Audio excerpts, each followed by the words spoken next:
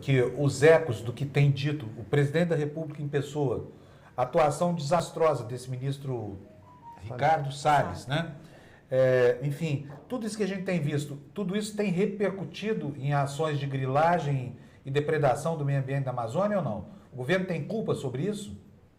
Bom, isso é exatamente o que está sendo mostrado através de um relatório muito bem feito, que demonstra essas conexões, mostra que esse processo inédito de avanço acelerado sobre terras indígenas é consequência de uma percepção de que não haverá ação concreta do governo federal na defesa dessas áreas.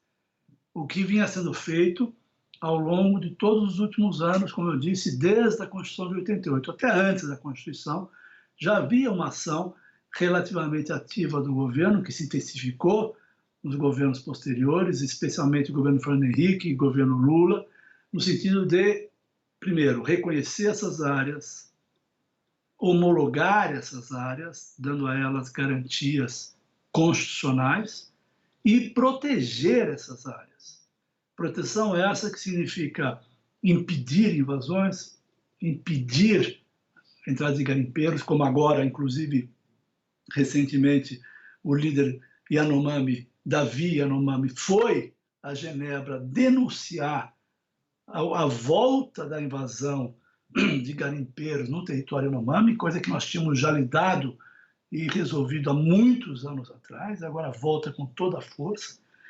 E nós vimos recentemente, acho que todos aí acompanharam o fato inacreditável de um parlamentar, um deputado, que com uma motosserra abriu e derrubou a cancela que impediu o acesso à estrada que corta o território do Aimiri-Atuari no Amazonas, no período noturno, que era justamente uma segurança que os índios tinham de impedir o trânsito na estrada, que vinha provocando acidentes graves, inclusive com a fauna local, mas também com índios, com crianças indígenas, criando N problemas de segurança para os índios. E havia um entendimento, um acordo de que essa estrada seria fechada no período noturno, e o deputado simplesmente vai lá e se sente tão à vontade que filma e põe nas redes sociais ele próprio com a motosserra derrubando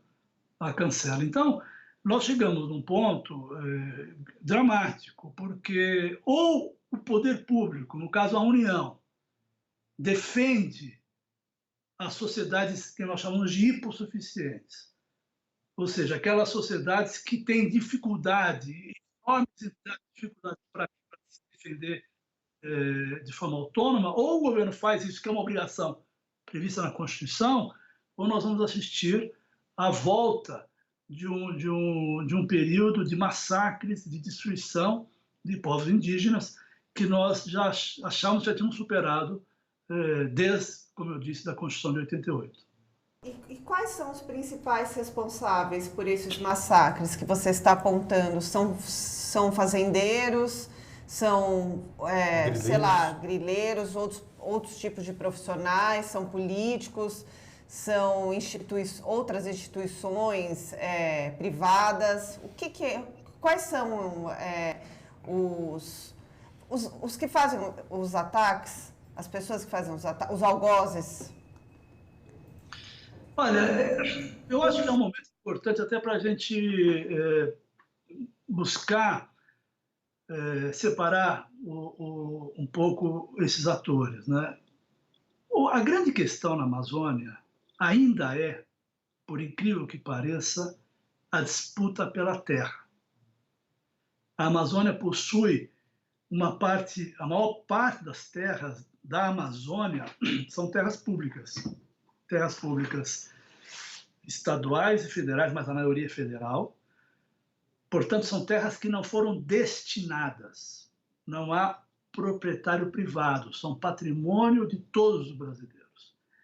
E você tem terras públicas que já foram transformadas, ou reconhecidas, melhor dizendo, como terras indígenas, como reservas extrativistas de populações tradicionais extrativistas, seringueiros, castanheiros, babassueiros, um conjunto enorme de pescadores, de comunidades que vivem na floresta e estão nas reservas extrativistas.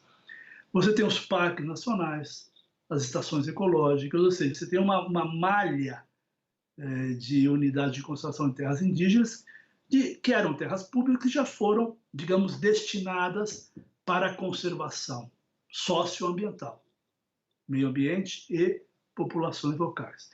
Mas você tem uma parcela grande de terras na Amazônia que ainda não foram destinadas. Fala-se entre 50 e 60 milhões de hectares. São áreas significativas. Essas áreas estão em disputa.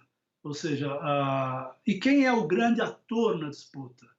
São aqueles que invadem a terra pública, criam uma série de ações no sentido de comprovar, entre aspas, que estão usando, têm direito até aquela terra por estarem produzindo, quando na verdade não produzem nada, e depois vendem essas terras no mercado regular, digamos assim. Então, são chamados grileiros.